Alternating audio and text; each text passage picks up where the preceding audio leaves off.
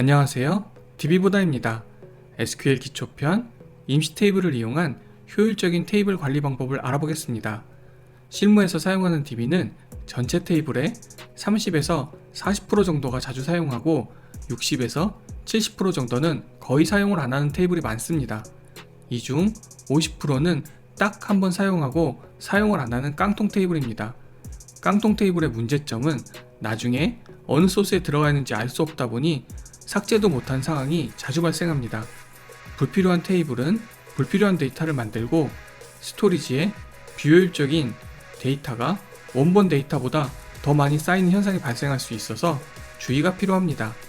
간단하게 예를 하나 들어볼게요. 세일이라는 판매 테이블이 있다고 가정을 해볼게요. 개발을 하다 보면 원본 테이블은 건드리면 사고가 터질 수 있기 때문에 복제 테이블 세일 2를 만들고 거기에 테스트를 해봅니다.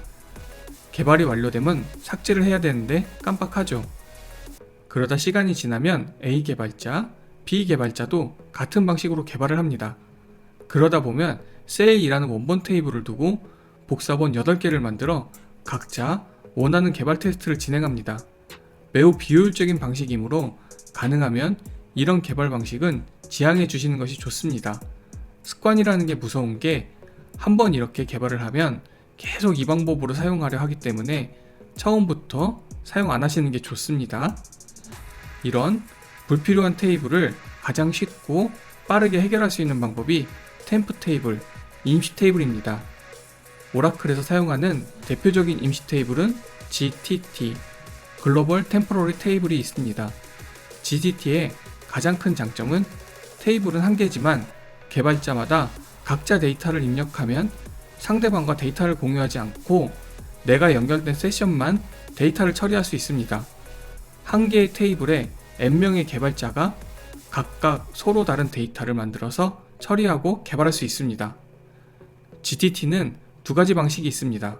on, commit, preserve, row, 세션 단위로 움직이고 on, commit, delete, row, 트랜잭션 단위로 움직입니다. 디폴트 값은 트랜잭션 단위고 여기서 저희가 알아볼 거는 업계에서 자주 사용하는 세션 단위를 기준으로 말씀드릴게요. GTT를 사용할 때 주의사항으로는 대량의 데이터를 넣을 때는 템프 테이블 스페이스에 충분한 공간이 확보되어야 합니다. 실습 자료는 더보기란에 다운받을 수 있어요. 구독과 좋아요는 영상 제작에 많은 힘이 되오니 부탁드립니다. 그럼 실습을 시작할게요. 템포러리 테이블을 생성할게요. DB 계정은 str입니다. 테이블명은 tmp_test, 옵션은 on, commit, preserve, rows를 줄게요. 두 가지 옵션이 있어요. 첫 번째 옵션은 on, commit, preserve, rows. 이거는 세션 단위로 움직이고 세션이 종료되면 데이터가 삭제됩니다. 두 번째 on, commit, delete, rows. 이건 트랜잭션 단위로 움직이고 커밋을 누르면 데이터가 삭제됩니다. create 테이블을 만듭니다. 글로벌 템포러리 테이블 str 계정에 tmp_test라는 걸로 줄게요. 컬럼은 두 개만 주겠습니다. 옵션은 on, commit, preserve, rows. 컨트롤 엔터를 눌러 실행을 해주세요. 그럼 테이블이 생성됩니다. 여기서는 템포러리 테이블 상태를 확인을 해볼게요. 여기 보면 세션 단위 on, commit, preserve, rows라는 걸 확인할 수 있습니다. 트랜잭션 단위로 하면은 디폴트 값이에요. on, commit, delete, rows. 확인하셨고 이번에는 데이터를 한번 넣어볼게요. F5를 눌러서 쭉 실행을 해주세요. 그리고 확인을 해보면 테스트 데이터 값이 들어가 있습니다. SQL 디벨로퍼를 하나 더 실행해서 추가로 새로운 세션에서 작업을 한번 해볼게요. insert into 데이터 입력하고 커밋 해주시고 그리고 데이터를 확인해보면 new 새로운 데이터가 입력되었습니다. 테이블은 하나지만 데이터를 공유하지 않기 때문에 잠깐 동안 데이터를 가공하거나 개발할 때 매우 요긴하게 사용할 수 있습니다. 임시 테이블을 잘 사용하면 DB의 공간을 매우 효율적으로 사용이 가능하니 꼭 한번 사용해 보시길 추천드립니다. 이번엔 GTT에 대한 리도 사용량을 분석을 한번 해볼게요. 테이블명은 GTT_test 테이블을 만들고 4건의 데이터를 입력합니다. 그 다음 반복문을 사용해서 10번 루프를 돌릴게요. 인서트 인투를. 그리고 카운트를 합니다. 그 다음 set auto trace on을 이용해서 리두 사용량을 한번 확인해 볼게요. F4를 눌러서 한 번에 실행해 주세요.